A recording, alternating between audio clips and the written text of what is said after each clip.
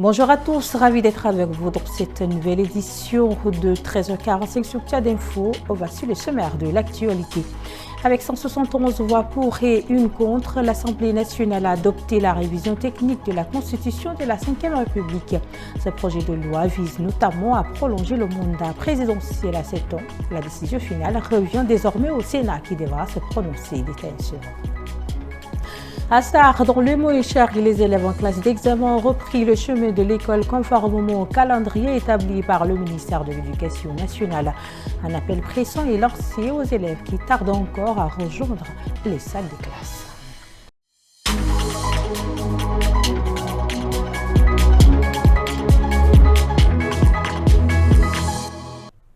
Bienvenue à tous. Ouvrons cette édition par cette information brève. Tchad Info a participé à l'IBC 2025, grand rendez-vous mondial de l'audiovisuel qui s'est achevé le 15 septembre à Amsterdam. L'occasion pour les responsables du groupe d'échanger avec leurs homologues, de découvrir les dernières innovations, d'explorer de nouvelles pistes de partenariat et de réfléchir aux perspectives d'avenir du média. Je le disais dans le sommaire, l'Assemblée nationale a adopté ce lundi au Palais de la démocratie de Gassi le rapport de la commission spéciale chargée d'examiner la proposition de loi constitutionnelle portant révision de la Constitution du 29 décembre 2023. Une étape importante qui touche à des dispositions clés de la Ve République, mais qui divise déjà la classe politique. Yves Dangourbé à Tarano-Nengarti. Installée le 5 septembre, la Commission a proposé plusieurs modifications. Le mandat présidentiel passerait à 7 ans renouvelable une seule fois et un poste de vice-premier ministre sera créé. Le texte révise aussi l'article 77 ouvrant la possibilité pour le chef de l'État de diriger son parti. La majorité aujourd'hui à l'hémicycle est une majorité très responsable, très consciente, très efficace, très cohérente. C'est pour cela même que cette majorité a initié cette loi. Les débats ont été vifs. Le RNDT, le Réveil principal, groupe d'opposition, a quitté l'hémicycle pour marquer son rejet. Il y a bien des choses que nous devrions plutôt nous atteler à faire. Lorsqu'il a été question de 12 chantiers déclinés en 100 actions, à quel pourcentage d'exécution l'État est déjà arrivé et qu'il se rende compte qu'il y a des manquements et qu'il fallait revenir corriger. Nous n'avons pas du tout vu cela encore. Et on vient amuser la galerie en disant que nous modifions la Constitution. Voilà pourquoi nous avons trouvé que ce n'était vraiment pas du tout opportun de le faire et nous avons dû quitter la salle. Au final, le texte a été adopté par 171 voix pour, une contre et aucune abstention. Pour ses partisans, il s'agit d'une modernisation destinée à stabiliser les institutions. Mais pour ses détracteurs, cette révision accroît les pouvoirs du président au détriment des contrepoids démocratiques. Au deuxième titre de cette édition, à Sahar, la rentrée scolaire 2025-2026 des classes d'examen a été officiellement lancée ce 15 septembre par le préfet du département du Barco, Oumar Ali Nanina, accompagné de la déléguée provinciale de l'éducation nationale, de l'inspectrice départementale et de plusieurs conseillers techniques. Il a visité plusieurs établissements publics et privés de la ville. Le reportage de Farel Brian Dakula, Gabi Daniel.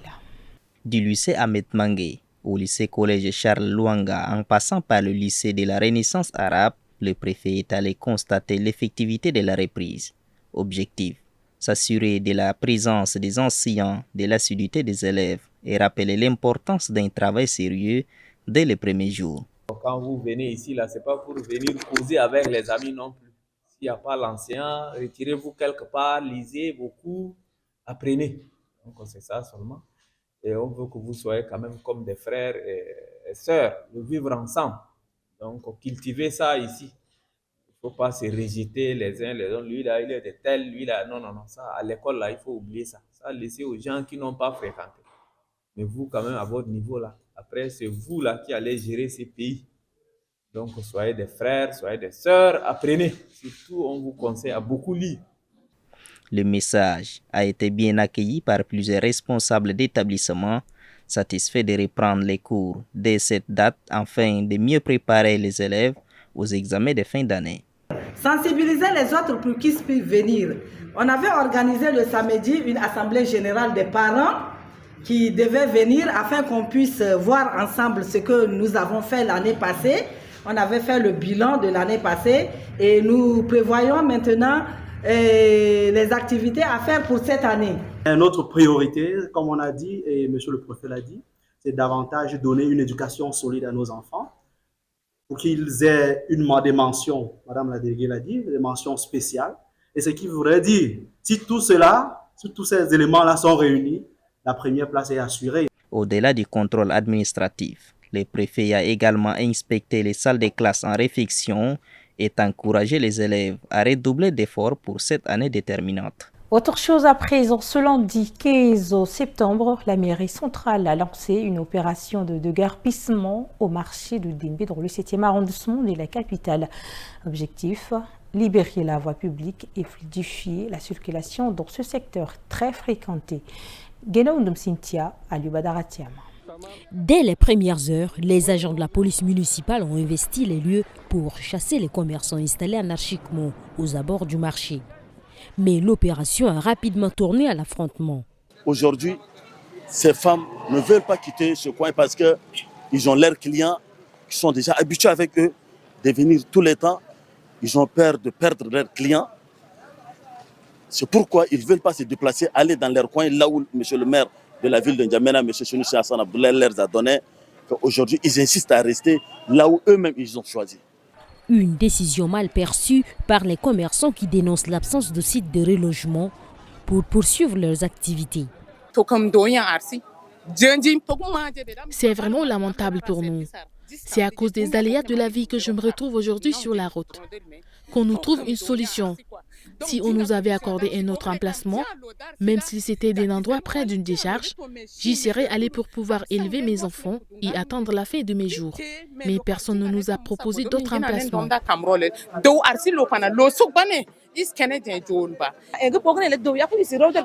Aujourd'hui, personne n'était sur la voie.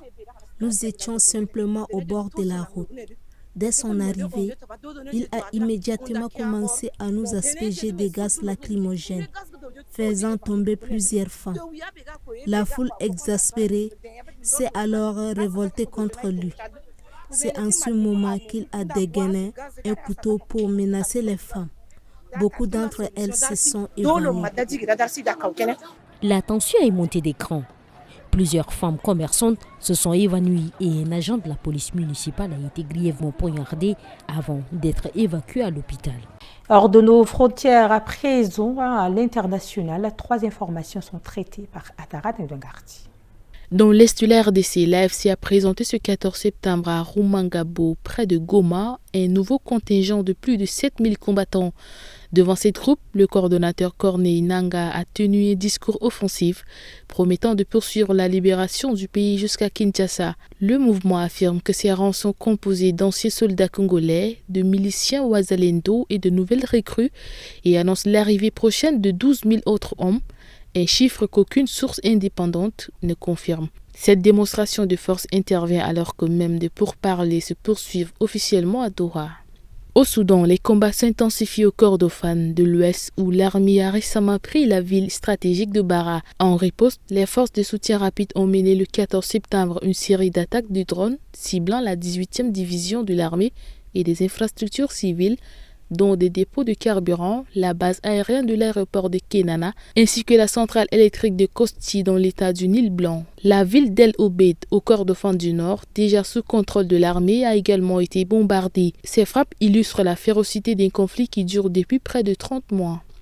Pour finir en Tanzanie, la haute cour de Kisutu a confirmé ce 15 septembre la tenue d'un procès pour trahison contre l'opposant Tundu Lissu, incarcéré depuis avril. Son parti, le Chadema, est exclu des élections du 29 octobre et plusieurs de ses partisans ont été arrêtés après avoir manifesté devant le tribunal.